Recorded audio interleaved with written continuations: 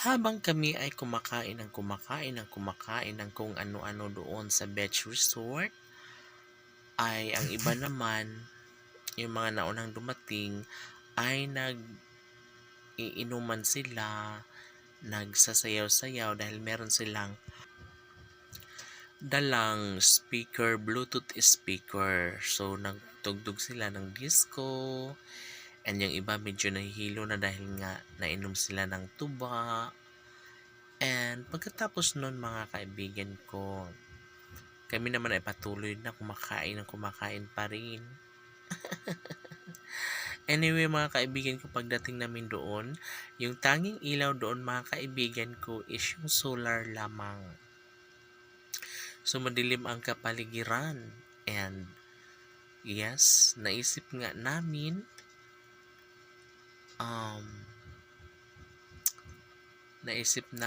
na baka may gumapang kasi madilim nga, baka mayroong mangangagat doon sa dagat kasi madilim nga. Well, sa aking pagkain pala, mga kaibigan ko, ay may bumabangga-bangga na talaga sa aking mga paa. So, paglingon ko, uy, mayroong tuta. Yes. At dedma ko lamang iyon, mga kaibigan ko, dahil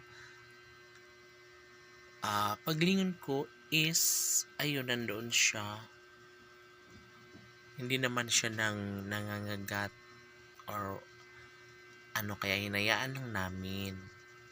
So, yun nga, pagkatapos naming kumain, habang kami ay nagsasayaw-sayaw, nag-inom-inom, nagkanta-kanta,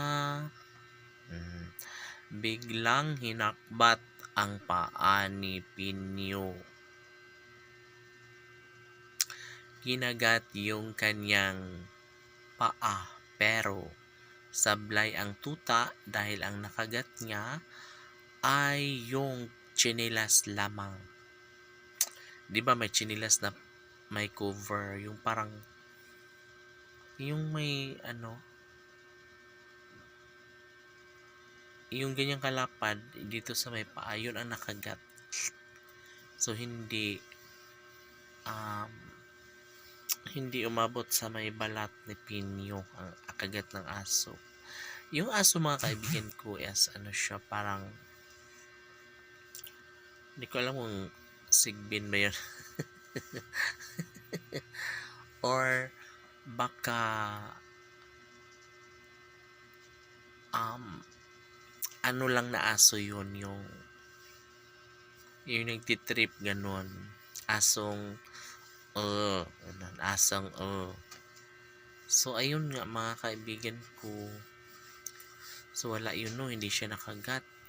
Maya kay kinagat si Adam ng tuta. Buti na lang at hindi pa sablay pa rin ang tuta dahil may suot si Adam na madulas na kasuotan, kaya hindi siya natablan, no?